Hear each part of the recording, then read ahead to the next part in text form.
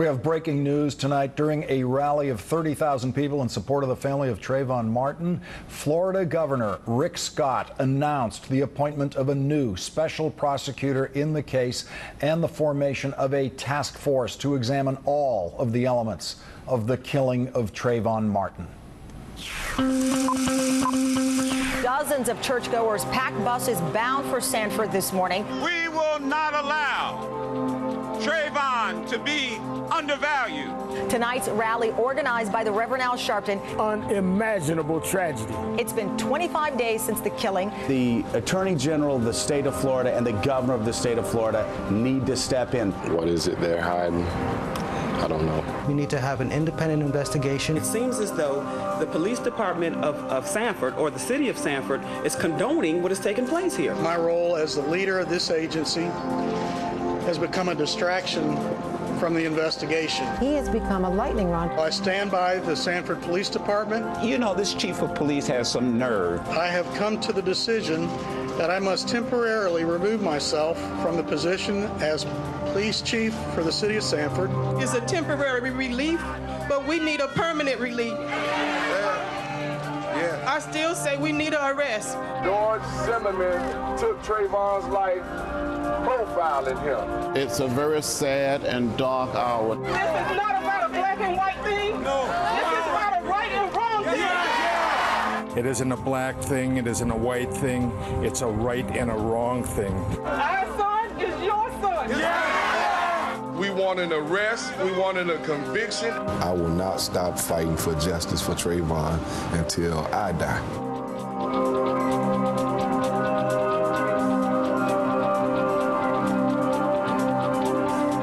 Breaking news tonight from Florida, where Governor Rick Scott has now appointed a new prosecutor in the case of Trayvon Martin's killing.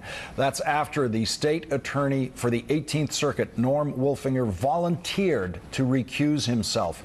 Angela B. Corey, the prosecutor from Jacksonville, Florida, is now taking over the case. Governor Scott will also appoint a new task force led by his lieutenant governor to hold hearings about the shooting and make recommendations for changing any of the state laws that might have affected this shooting, including the Stand Your Ground law. Last night on this program, in his first national television appearance, Norton Bonaparte, the city manager who has the power to fire Sanford Police Chief Bill Lee, was pressed repeatedly by Reverend Al Sharpton and me on firing the chief. Can you see any reason that he should be continuing in this job? And is there any reason you see tonight why you should not fire him tonight? I stated that I think it should be reviewed by law enforcement experts. That's the point that I think. I need to have facts. And today in Sanford at 3:39 p.m., Mr. Bonaparte introduced the police chief at a press conference where the chief made this announcement.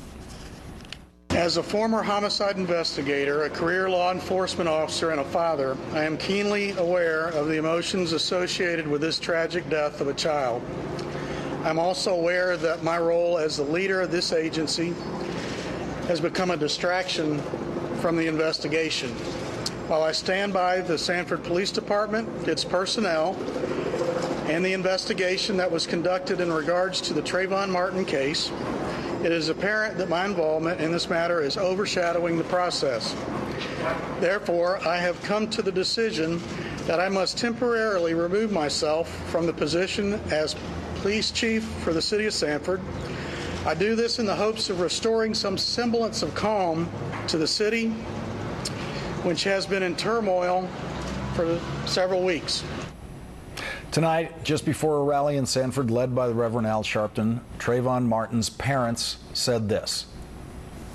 I think since the chief has stepped down, it's a temporary relief, but we need a permanent relief. Yeah. I still say we need an arrest. We want you all to know that we love you. We want you all to know that you are Trayvon. Yeah. We would like for you to, the temporary step down of Bill Lee is nothing. We want an arrest, we want a conviction, and we want him sentenced for the murder of our son. Joining me now are Sanford Mayor Jeff Triplett and Professor of Police Studies and Law at the John Jay College of Criminal Justice, Eugene O'Donnell, who is also a former New York City police officer and prosecutor. Mayor Triplett, you voted today to yesterday. I'm sorry, the vote of no confidence in the police chief. Why did you cast that vote?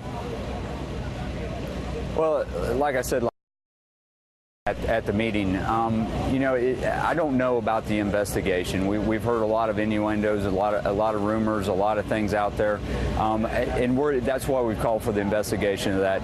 My grounds for that vote was because of the way it's been handled since the point in time that I've gotten involved in it. You know, so from a managerial position, as I have to look at it, that was my vote. If you know, when I look into my heart, do I think that he's done a good job since then? I have. And Mayor Triplett, who is in charge of the police department now? The city manager, Mr. Bonaparte, has named the two captains as kind of co-leaders right now until we can figure out what the next step is with bringing someone in for the interim. Eugene O'Donnell, what would you recommend for a police department in this kind of trouble, this situation? Well, to be honest with you, the city manager, and I don't think the mayor's alluding to this idea that you have to have some sort of law enforcement expertise or some sort of skill set. The vast majority of the issues in this case are pretty straightforward. It doesn't require any great deliberation. To be quite blunt, I think police supervisors, sergeants all over the country, within 20 to 30 minutes after getting on the scene here, there'd be an arrest. Trying to create this, I just don't understand why this whole process seems to be so stuck in place and needs so much analysis and so much. This is not an issue of who killed this man. The issue is there any justification, and there doesn't appear to be a scintilla of valid evidence.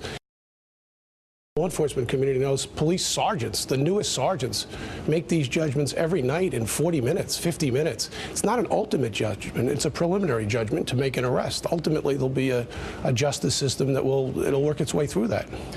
Mayor Triplett, what is the temporary aspect of the chief's status?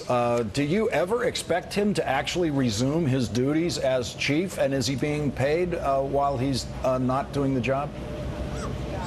I have not had the opportunity to talk to Mr. Bonaparte about this. I would imagine that him and I will get together tomorrow to understand exactly what the thought process is between him and Chief Lee. And Eugene O'Donnell, in what we know about the investigation so far, I mean, you suggested that it's actually a fairly routine crime scene to come upon and figure out what your first moves are. There's some fascinating elements in the police reports that we've been studying. You, as a former police officer, know these things well.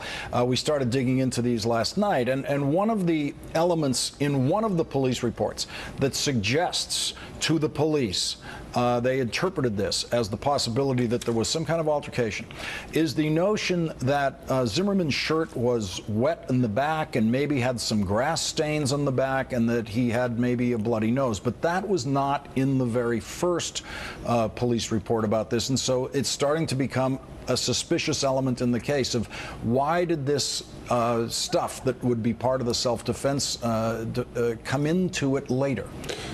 You want to be fair. You don't want to take cheap shots. It is entirely possible that the first responding officers, for whatever the reason, didn't pick up on the ultimate issue here, which is going to be self-defense. So maybe in their defense, there's no conspiracy.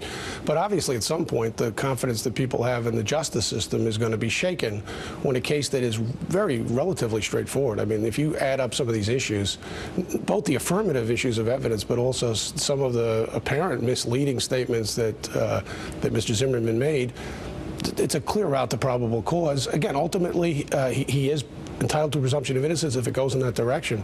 But for street-level police people, first-level sergeants and the like, this doesn't take a tremendous amount of deliberation. Maybe in their defense, maybe this law muddled things, so maybe they thought they couldn't move, they were paralyzed. For whatever the reason, this is not a spectacularly complex case. And I would add to that, because of the tapes and because of the phone calls, there's actually a lot of evidence in this case that evinces what's his state of mind, the whole concept of these people get away with the expletive deleted. So there's a large amount of evidence that was relatively available relatively early in this case. Mayor Triplett, have you listened to the 911 tapes in the case? Yes, I have. And when you listened to it, did you hear the racial slur that many of us have been hearing and listening to those tapes? No, I listened to the raw tape, so I've not had the benefit of listening to the tape that's been enhanced as of yet. And do you see that it is now impossible for the people of Sanford to accept any of the elements that the police have advanced in their statements, especially Chief Lee's statements suggesting that this is a self-defense case, especially if it turns on the condition of Zimmerman's shirt, which the police do not have possession of. They don't have a photograph of it. No one took a picture. There is nothing at all in police possession to back up the assertion of the condition of that shirt or the bloody nose, which are absolutely now critical pieces of evidence that we need and do not have. And this is the exact reason, sir, why I've said that we're an open book. Please, I went up to Washington, D.C. and talked with several delegates from Congress. You know, we sat down and talked to the Department of Justice to come in and tell us what we've done. If we've done something wrong, we are going to work as hard as we can to correct that. I was not at the scene, obviously, you know, but I'm going down the only path that I can go down right now is to try to find out exactly what happened, not only with the shooting, but if we've done something wrong, how do we correct it and how do we get to what's right? Mayor Triplett, you've had to correct it there before. This police chief has only been in office for 10 months because he had to replace another police chief who went out in scandal because the police did not adequately or in any way seriously investigate an incident involving a police lieutenant's son who beat a homeless man. I want to show the audience some video of that now. 21-year-old Justin Collison is the son of a Sanford, Florida police officer and was never charged. The man he struck first, who was homeless, had to be hospitalized. Mayor, there he is. We saw him beating the man. Then we hear him saying, "I will kill that mother." He says that right on audio tape. And your police department was on the way to doing absolutely nothing about it. That is actually right after I was elected in November of the year before that happened. I took office right as that whole thing was going down. So I understand the ramifications of that. We've looked at that. That went to the state's prosecutor and it went down. I understand the trust level that right now is with our Sanford Police Department. I'm going down every path. I've worked hand in hand with the president of the NAACP for 3 days now. He's given me some ideas as to who we can bring in as a police chief, and this is going to be a top-down investigation. This isn't just going to be another one where we take a look at trying to get a new chief. We're going to take a look at the whole thing from the top down. Mayor Triplett, quickly before you go, you've had a busy week going to Washington to meet with the Justice Department, now back in Florida. What were you doing for the couple of weeks leading up to this? Did you just start taking action on this week? It's been about a week and a half. I learned about this when I was down in Tampa at my boys' football game. I believe it was a couple of weeks afterward as to what was going on. And ever since then, I've stepped away from my daytime job in banking, and I'm working on this full time to make sure it happens correctly. I've made a lot of promises to a lot of people that I'm not going to let this one go, and as long as I'm standing here as mayor, that's the way it's going to happen. Mayor Jeff Triplett, thank you very much for joining us tonight, and I hope you'll please come back on the show as this case continues. Anytime, sir. Thank you for having me. Thanks also to former New York City prosecutor and police officer Eugene O'Donnell. Thank you both for joining me tonight. Coming up, we will go to the rally site tonight with Sirius XM Radio's Mark Thompson, who is there tonight. He spoke at the rally. Teray will also join me, and later the Reverend Al Sharpton, who led that rally, and the attorney for the Martin family, Benjamin Crump, who spoke to the rally tonight. They will join us too. And in the rewrite, a remarkable story, the remarkable end of a hate crimes investigation in Mississippi. The sister of a black man who was viciously murdered by a white man asks the court to spare the life of her brother's murderer. You have to hear her and what she says to this court. Ask yourself if you could do this yourself. That's coming up.